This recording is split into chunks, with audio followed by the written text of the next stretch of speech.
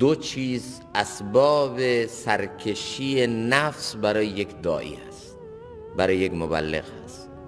کلی خدمات دینی کرده، کلی خدا ازش کار گرفته، کلی منشأ خیر بوده و خیلیا به دستش هدایت شدن، اما دو چیز میتونه داعی رو تباه کنه. یکی در حقیقت تکبر هست و دوم چشم چرانی هست.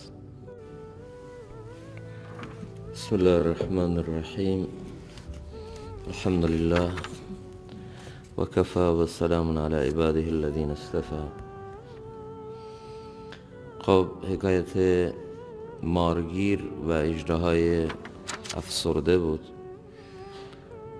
اصل داستان در رابطه با اعتماد نکردن بر نفس و اینکه نفس انسان تا لحظه موت اون سرکشی و اون بغاوت در اصل و نهاد این نفس وجود داره. حالا شاید توی مراحلی این نفس خورده رام بشه، سرکوب بشه، در اثر تقویت ایمان با یه نهضت ایمانی مثل جماعت‌های تبلیغ، هم نشینی یک انسان صالح و کثرت ذکر الله یا هر چیز دیگه، این نفس یه خورده رام بشه، یه خورده کنترل بشه. اما اون خاصیت بالقوه نفس که سرکشی هست، بغاوت هست، تفرعن هست، فرعون صفتی هست، این باقیه در وجود نفس.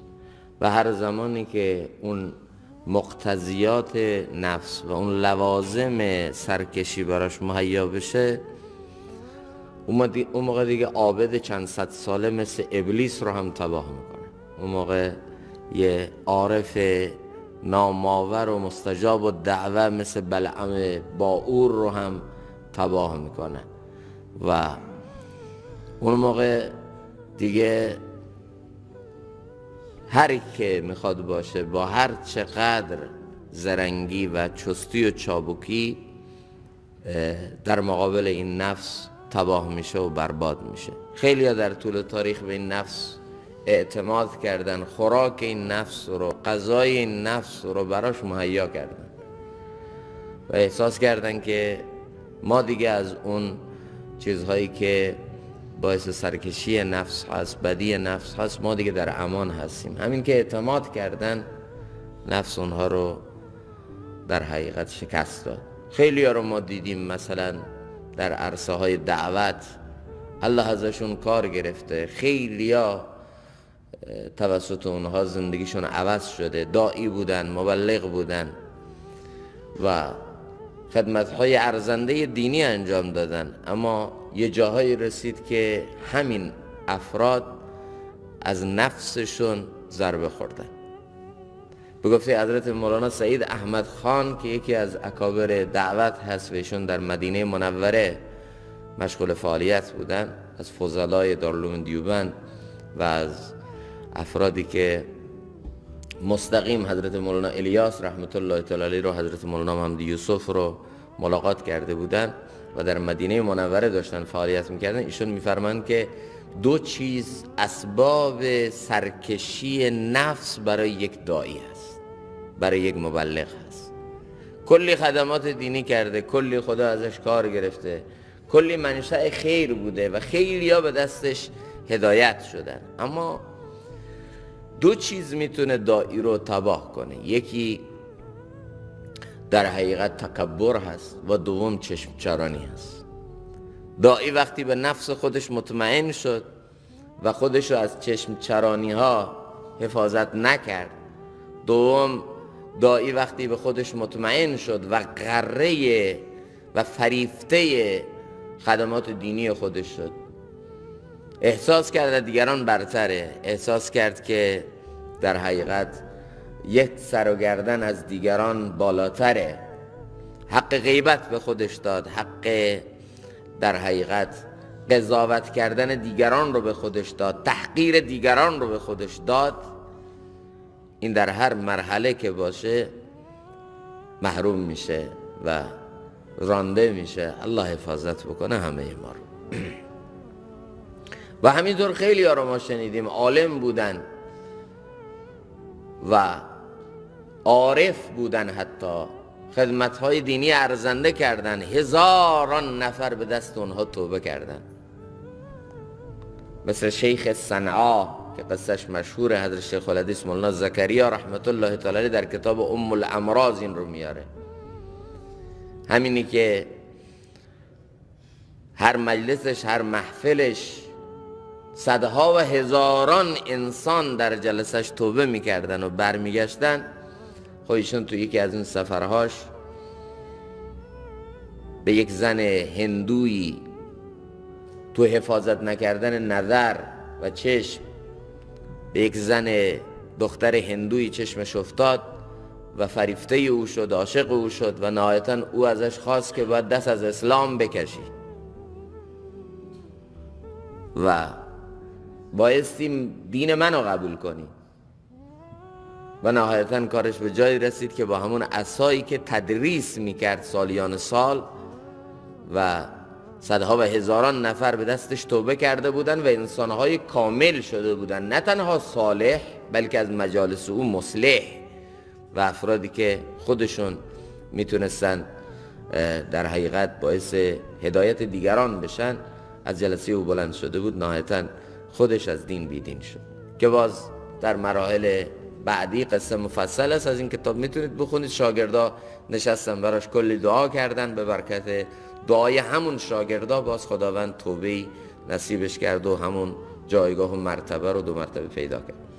به هر حال هیچ کدوم از ما در هیچ سطحی، در هیچ جایگاهی نباید به نفس اعتماد کنیم. حضرت مولانا الیاس رحمت الله تعالی علیه فرمودن نفس خودتون رو بدترین، شومترین، مکارترین، شیادترین چیزها بفهمید که تا لحظه موت قابل اصلاح نیست. نفس خودمون رو تبرئه نکنیم، همونطور که یوسف نکرد و ما ابرئ نفسی ان النفس لاماره بالسوء الا ما رحم ربی.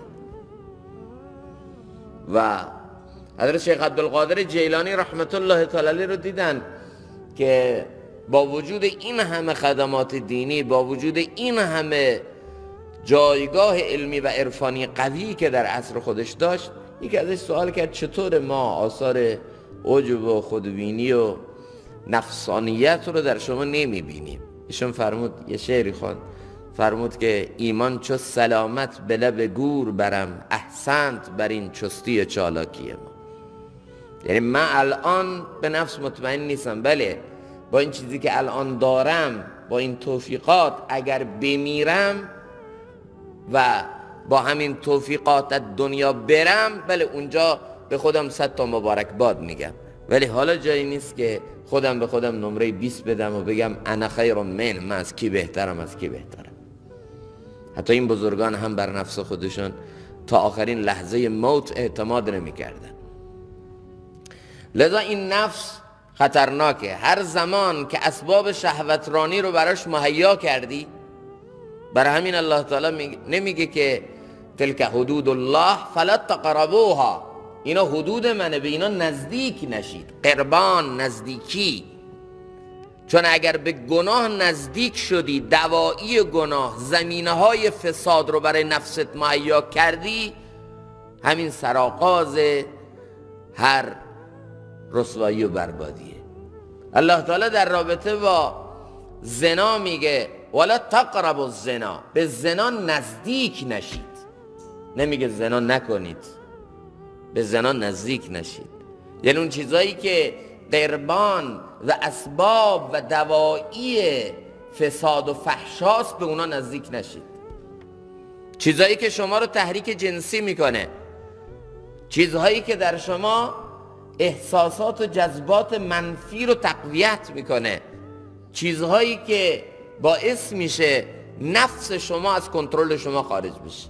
چقدر عابدها، زاهدها بودن که بر نفس اعتماد کردن، تو ارتباطاتشون با نامحرم خیلی موازین رو رعایت نکردن.